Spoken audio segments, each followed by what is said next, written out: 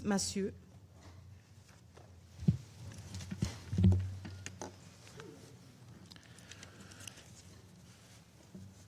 Merci, Madame la Présidente. Et Madame la Présidente, distingués membres du Conseil, Excellences, c'est un plaisir de vous informer de la situation en Haïti, aux côtés de Jacques Christofidis, représentant spécial de la Force de répression des gangs, Monica Juma, directrice exécutive de l'Office des Nations Unies contre la drogue et le crime, et Vanessa Frazier, représentante spéciale du secrétaire général pour les enfants et les conflits armés. Et je salue également la présence de Son Excellence Madame Raina Forban, ministre des Affaires étrangères et des cultes d'Haïti, et la présence de l'excellente ministre des Affaires étrangères de la République dominicaine, M. Roberto Alvarez. Et Madame la Présidente,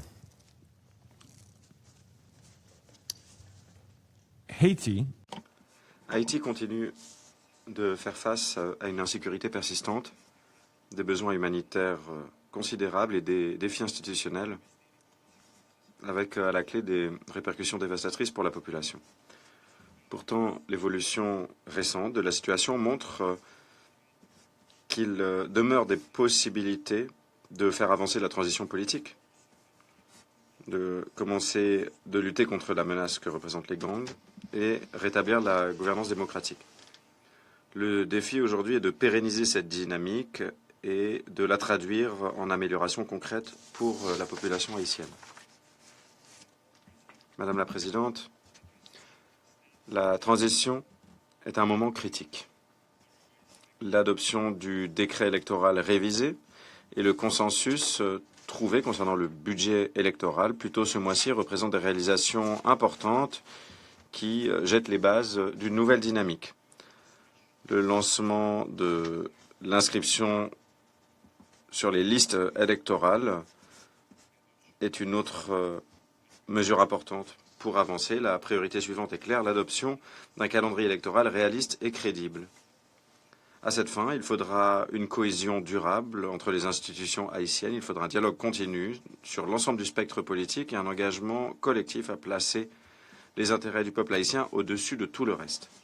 Je suis convaincu que les parties prenantes haïtiennes peuvent travailler ensemble pour faire avancer la transition, réunir les conditions d'élections crédibles et rétablir le fonctionnement de leurs institutions démocratiques.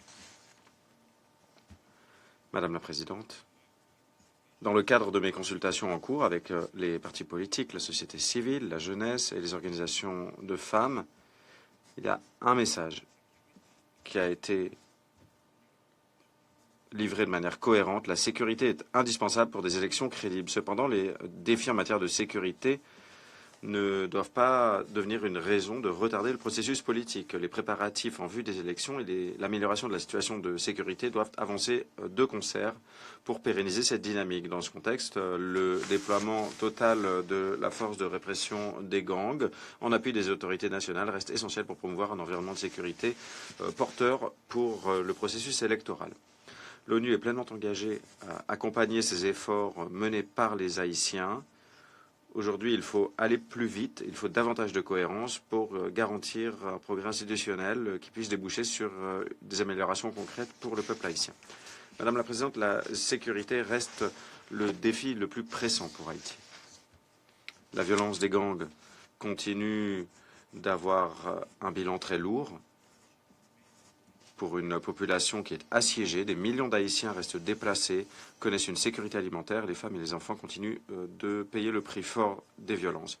Les attaques récentes à Cité-Soleil, à Kenskoff, mais également dans le sud-est, dans les départements du sud-est et d'Artibonite, montrent que les gangs restent présents et qu'il est nécessaire d'intensifier les efforts pour lutter contre leur influence et renforcer la protection des populations. Dans ce contexte, le lancement d'opérations par la force de répression des gangs représente un jalon important, en plus du renforcement continu de la police nationale haïtienne et des forces armées d'Haïti. Cela représente une transition de la planification vers l'exécution.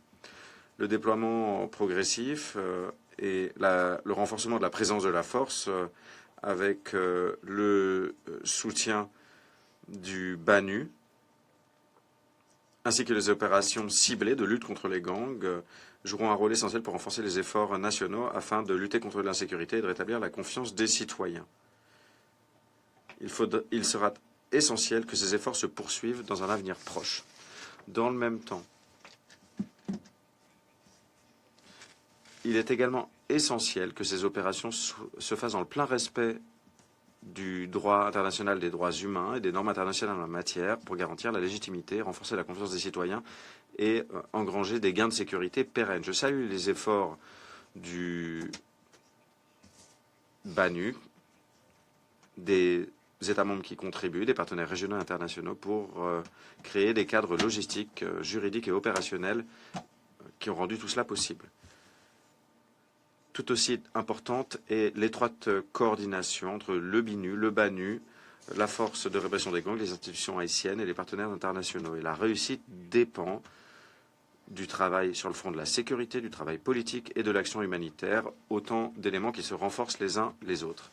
Madame la Présidente, les opérations de sécurité à elles seules ne garantiront pas de paix durable. Il faudra une stratégie plus large, une stratégie qui permette de réduire l'attractivité et les capacités des gangs armés tout en renforçant la justice, les institutions étatiques. Il faudra également fournir des opportunités aux communautés touchées par la violence, notamment les femmes et les enfants. Les enfants haïtiens encourent de graves risques. Il est alarmant de constater que un membre de gang sur deux est un enfant. Les enfants sont exploités, sont jetés dans la violence et privés de la possibilité de bâtir un avenir. Il faut par conséquent éviter d'avoir une génération perdue. C'est au cœur des efforts de redressement et de stabilisation en Haïti. Je salue le rôle de chef de file durable de la Commission nationale sur le désarmement, la démobilisation et la réintégration pour faire avancer une vision pour la réduction de la violence armée et pour créer des alternatives viables à l'appartenance aux gangs, notamment pour les enfants et les jeunes personnes à risque. Cette vision fait l'objet d'une appropriation au niveau national. Cette vision doit maintenant être traduite en un programme national complet avec l'appui de la communauté internationale. Tel que l'évoque la lettre du secrétaire général au Conseil de sécurité du 29 mai, l'ONU a mis au point des options concrètes par phase pour ce type de programme, en plus d'initiatives pour renforcer la justice, l'application du principe de responsabilité et le contrôle. En outre, 2 unités judiciaires spécialisées ont été créées pour renforcer le principe de responsabilité concernant les crimes graves. C'est une mesure importante pour rendre justice aux victimes et pour casser la spirale de violence et d'impunité. J'encourage les États membres, notamment les États membres qui cherchent des pistes complémentaires pour épauler les efforts de stabilisation d'Haïti, à canaliser leur appui par le biais du fonds d'affectation spéciale multipartenaire proposé. Cela aidera Haïti à transformer les gains de sécurité en stabilité durable. Madame la Présidente, il faut tirer parti de la fenêtre d'opportunité en Haïti. Le soutien continu du Conseil apportait ce partenariat innovant. L'AFRG, avec l'appui de l'ONU, les bons offices du BINU joueront un rôle essentiel pour pérenniser l'élan actuel, tel que cela a été souligné par le secrétaire général lors de sa visite récente à Port-au-Prince. Les progrès pérennes reposeront sur une mobilisation politique durable et une solidarité internationale continue. Mais avant tout, il faudra un sentiment d'urgence collectif pour engranger des améliorations concrètes que la population pourra constater et ressentir. Le gouvernement haïtien et l'ensemble des parties prenantes à faire preuve d'un engagement constant, de responsabilité politique et d'un esprit constructif afin de préserver les progrès accomplis. J'encourage également les États membres à fournir les ressources nécessaires pour appuyer les priorités nationales, consolider les acquis en matière de sécurité et créer les conditions propices à la tenue d'élections et au rétablissement de la gouvernance démocratique.